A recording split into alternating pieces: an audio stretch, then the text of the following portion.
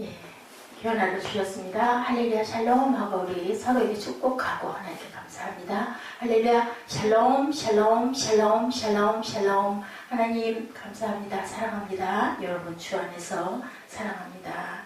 오늘 다윗이 기념하는 시에서 38편 우리 전장 함께 교독해서 읽어봤습니다.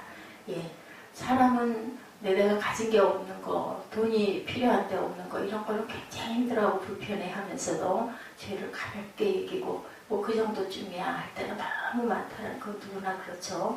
돈 없는 것은 참지 못해도 죄 많은 것에 대해서는 크게 그것으로 인하여 어려워하지 않고 잘 참아요. 죄 많은 것에 대해서는. 죄는 이 세상에서 가장 무섭죠. 가장 비참한데 한 사람의 삶에서 가장 큰 적은 죄라는 것을 우리가 다시 한번 깨닫고 넘어가야 되겠다. 다윗이 밧세바의 사건으로 인하여 크게 하나님께 야단을 맞고 그리고 울고 그리고 이렇게 침성을 띄울 정도로 슬퍼하고 내 죄를 말살하여 주옵소서 하고 하나님께 고백합니다. 한 사람이 인생에서 가장 큰 것, 야훼여 주의 노로 나를 책하지 마시고 분노로 나를 징계치 마소서. 죄는 하나님의 노를 이렇게 사죠. 아담과 하와가 선악과를 따먹었을 때 하나님은 진노하셔서 그들을 쫓아내셨는데 우리가 화내는 것처럼 막 상대방에게 얼굴 붉히고 핏대 올리고 그게 아니죠. 하나님은 조용하게 부르셨어요. 그냥 가장 잠잠하게 정답게 불렀지만 절대로 그 죄를 그냥 간과하고 넘어가시지는 않았다.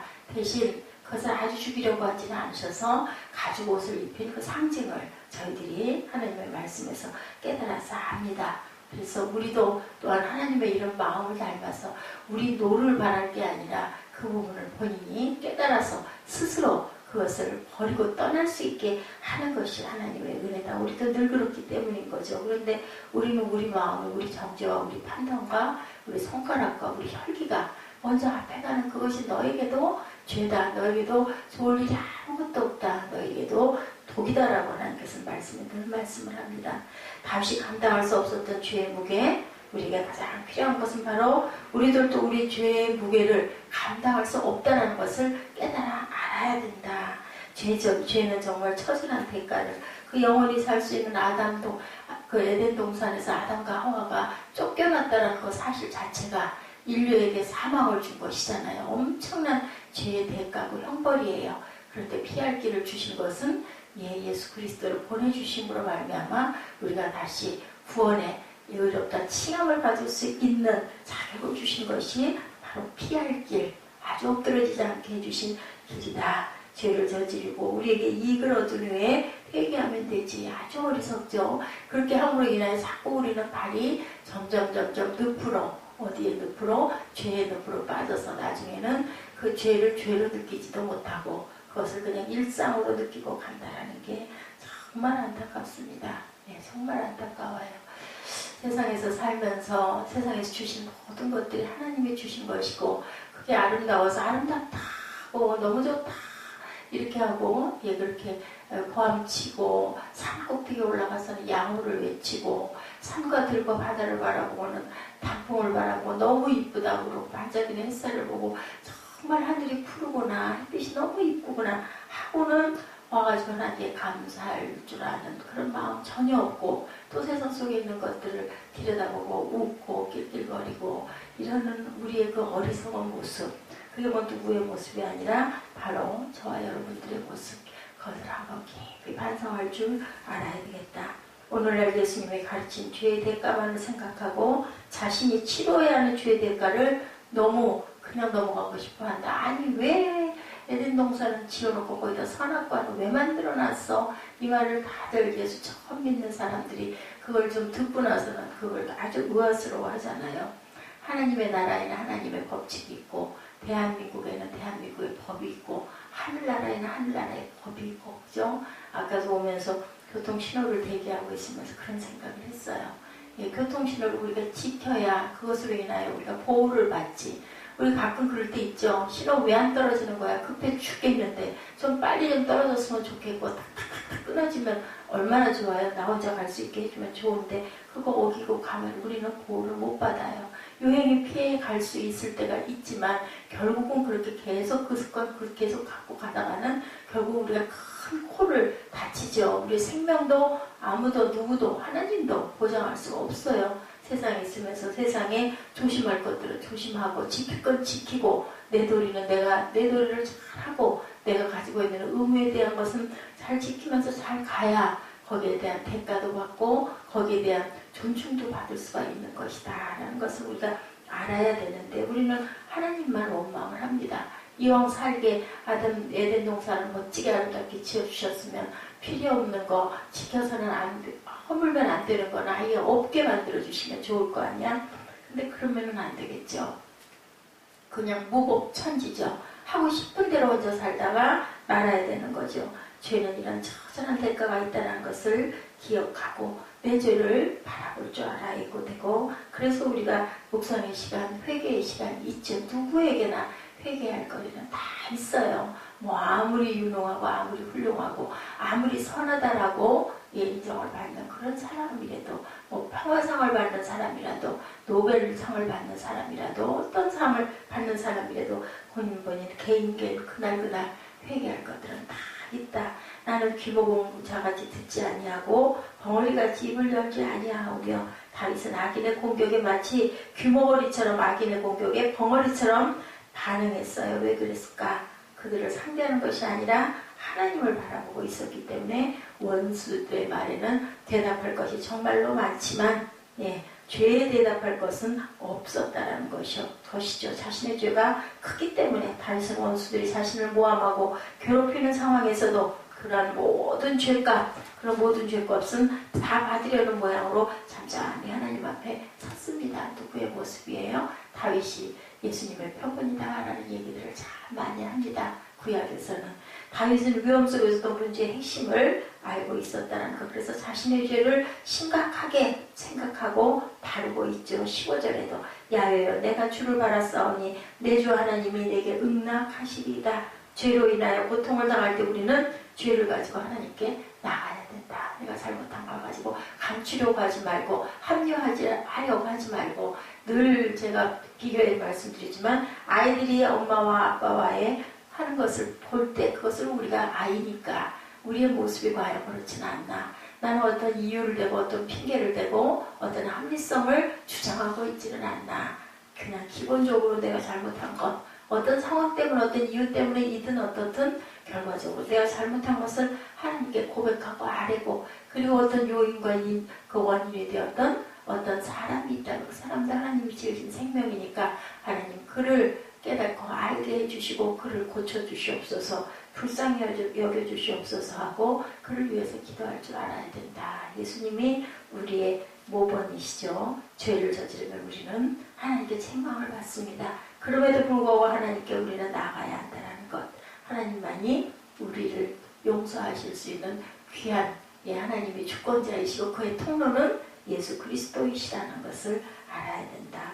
우리가 죄 때문에 하나님을 피하면 피할수록 더욱더 죄의 종이 되죠. 또 죄를 짓는 거죠. 피하는 것도 또 죄용이 됩니다. 죄가 됩니다. 감추는 것도 또 하나의 죄가 됩니다. 18절입니다.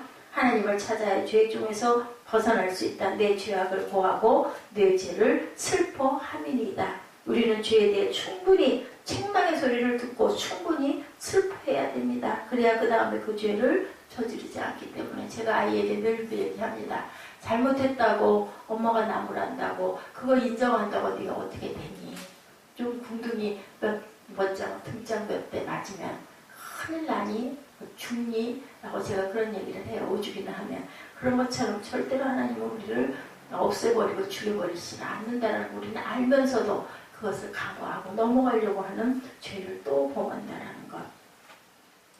우리가 죄로 인해 아픔이 있을 때 고통을 하나라도 땅에 떨어지지 않고 받아서 아파할 필요가 있다. 그래야 다음에 그것을 다시 저지르지 않고 그래서 벌칙이 있고 그래서 거기에 대한 그 제약이 있죠. 우리 법도 보면은 하나님께 나가서 우리 죄를 고백하고 하나님 앞에서 충분히 꾸지람을 듣고 충분히 슬퍼하고 아파해야 된다. 20절에 내 원수가 활발하여 강하고 무리하게 나를 미워하는 자가 무수하오며 악으로 손을 갚는 자들이 내가 선을 쫓는 연고로 나를 대적하나이다. 다윗은 적들의 위협에 아파하고 있어요. 지금 그러나 다윗은 그것이 적들의 위협이라기보다는 하나님께서 나를 책망하고 있다라고 깨닫고 있는 거죠. 그래서 다윗은 오랜 시간을 하나님 앞에 자기의 죄를 가지고 씨름을 했습니다. 그렇게 자신의 죄를 충분히 숙고하고 자신의 죄를 하나님 앞에 아뢰고 나서 다윗은 이제 적들의 악을 하나님께 아뢰죠. 내가 나에 대한 내 잘못에 대한 것을 먼저 하나님께 고하고 회개하면서 또한 아뢰기도 해야 된다는 거죠.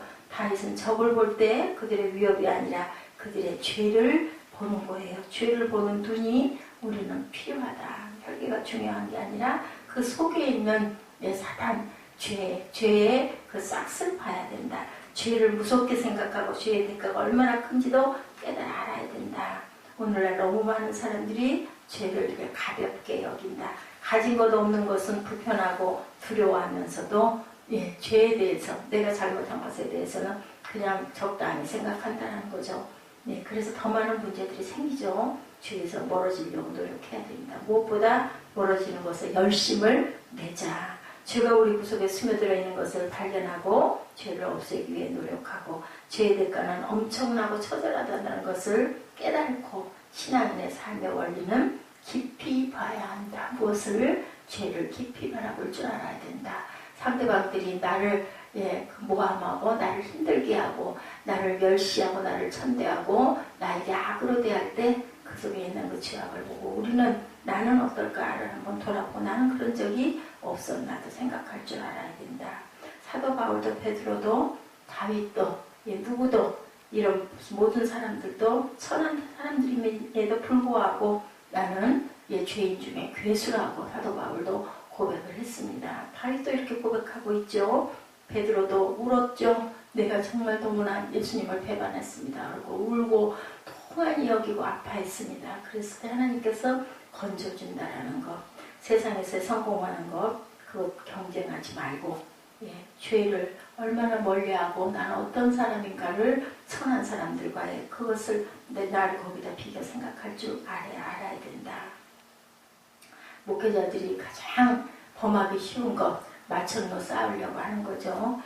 어떻게 내가 목회 현장이라는 이 삶에서 이곳에서 내 죄악을 깊이 들여다본 것이 아니고 얼마나 성도를 많이 모으고 얼마나 교회를 키우고 나가서 모임에서 얼마나 내 목소리가 클 수 있나 그것을 좋아하지 말아야 된다는 거죠.